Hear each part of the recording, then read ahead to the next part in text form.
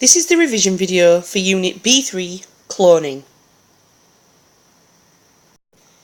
What is a clone?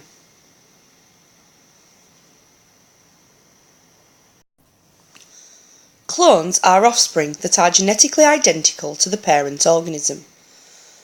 We are now going to explore the different ways that clones can be made.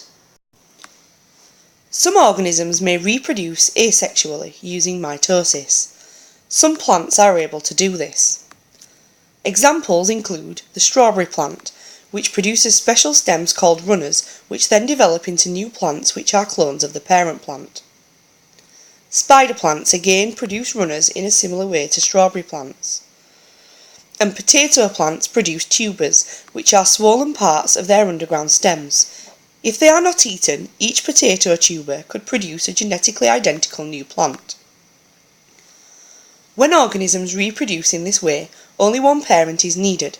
There are no gametes and there is no mixing of genetic information. The offspring are genetically identical to each other and to the parent. They are clones. Plants can be easily cloned by taking cuttings.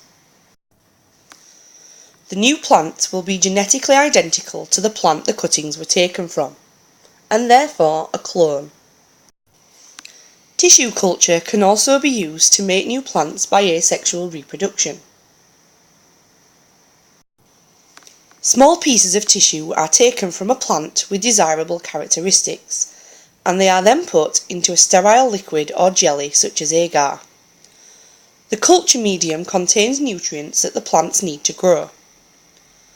They are kept at a suitable temperature and in the light until they start to develop into new plants with roots, shoots and leaves. These tiny plantlets can then be transferred into compost to grow them bigger. Cloning plants is easier than cloning animals because mature plants still have stem cells in their meristem tissue. Mature animal cells can no longer differentiate like the meristem tissue of a plant can. Dolly the sheep was the first mammal cloned from an adult cell.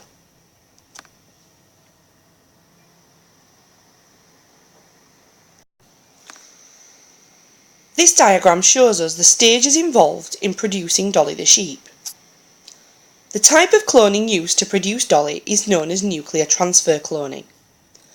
This involves, firstly, taking an unfertilised egg cell from a female sheep and removing and destroying the nucleus. Then, taking a cell from the udder of a different sheep, removing the nucleus and placing it into the empty egg cell. This egg cell is then given an electric shock to trigger the start of cell division.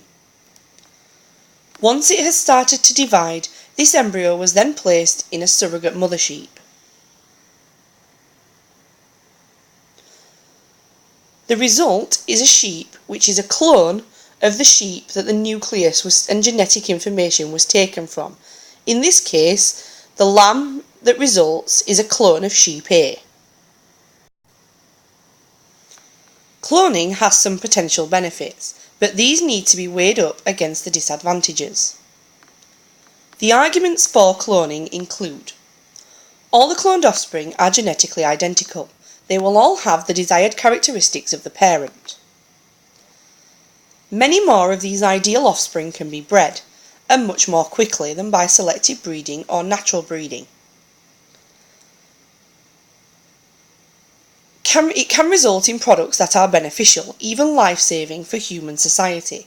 These include medicines in the milk of cloned sheep and replacement tissues and organs for transplantation grown from stem cells from cloned embryos. The arguments against cloning include: there is a reduced gene pool, leaving all the clones vulnerable to new diseases or a change in the environment.